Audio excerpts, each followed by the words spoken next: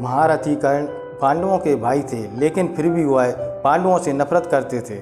दुर्योधन का साथ देते हुए कुरुक्षेत्र युद्ध में अर्जुन के हाथों मारे गए थे। लेकिन क्या आप जानते हैं, मृत्यु के बाद कर्ण की आत्मा पांडवों से मिलने आई थी। आखिर क्यों कर्ण की आत्मा पांडवों से मिलने आई, आज की वीडियो में इसके बारे में जानेंगे। लेकिन वीडियो में आगे बढ़ने से पहले चैनल को सब्सक्राइब अवश्य कर लें तथा बेल आइकन को दबा दें। महाभारत काल में एक से बढ़कर एक शक्तिशाली योद्धा हुए थे। कर्ण, भीष्म और द्रोण जैसे योद्धा तो अकेले ही पूरी पांडव सेना को हरा सकते थे, लेकिन अधर्म का साथ देने की वजह से इन सब की मृत्यु हो गई।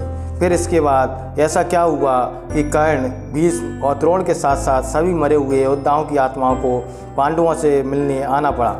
यह बात महाभारत युद्ध के 16 वर्ष बाद की है, जब गांधारी, कुंती और धृतराष्ट्र संन्यास लेकर वन में रहने लगे थे। पर पांडवों को अपनी माता कुंती की काफ़ी चिंता होती है, इसलिए एक दिन पांडव उनसे मिलने आते हैं।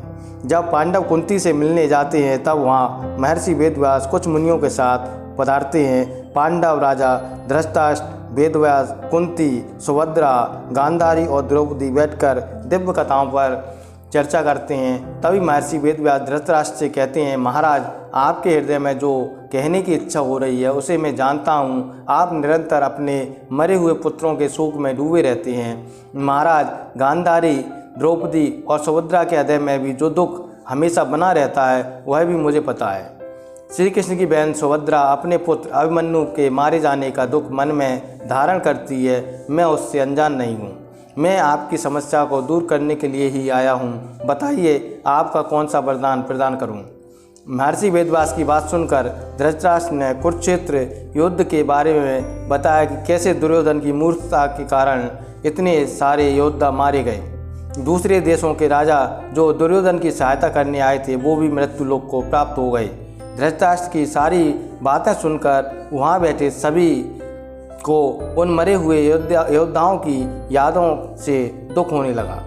यह सारी बातें सुन गांधारी महर्षि वेदव्यास से कहती है, मुनिवर, मेरे पुत्रों को मरे 16 वर्ष बीत चुके हैं, लेकिन अभी भी राजा धृतराष्ट्र उनके शोक में विलाप करते रहते हैं। आप तो अपनी तपोबल से इस सृष्टि का निर्माण भी कर सकते हैं, तो राजा धृतराष्ट्र को उनके पुत्रों से मिलाना कौन सी बड़ी बात है। द्रौपदी मुझे सारी पुत्रवधियों में सबसे अधिक प्रिय है। इस बेचारी के भाई, बंधु और पुत्र मारे गए, यह बहुत दुखी रहती है।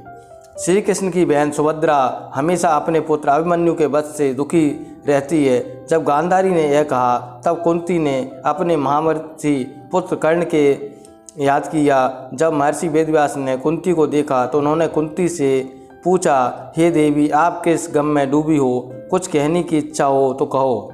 तब कुंती ने सिर झुकाकर महर्षि वेदव्यास को प्रणाम किया और लज्जित होकर उन्हें कर्ण के त्यागने के बारे में बताया कि कैसे उन्होंने एक नवजात शिशु को गंगा में बहा दिया था और उसे नियति के भरोसे छोड़ दिया था।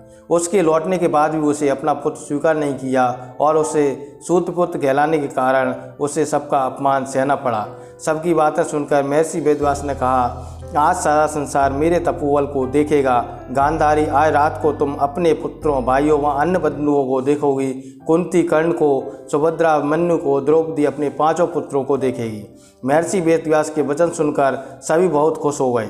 जब रात होने को आई तो सब महर्षि वेदव्यास के बताए अनुसार नदी के किनारे पर एकत्रित हो गए। इसके बाद महर्षि वेदव्यास ने जल में प्रवेश किया और कौरव एवं पांडव पक्ष के मरे हुए योद्धाओं का आह्वान किया। इसके बाद भीष्म, द्रोण सहित सभी राजा अपनी सेना के साथ वहां प्रकट हो गए। पुत्रों और सैनिकों सहित राजा विराट और द्रुपद वहां आए। द्रौपदी के 5 पुत्र अभिमन्यु व घटोत्कच यह सभी जल से प्रकट हो गए।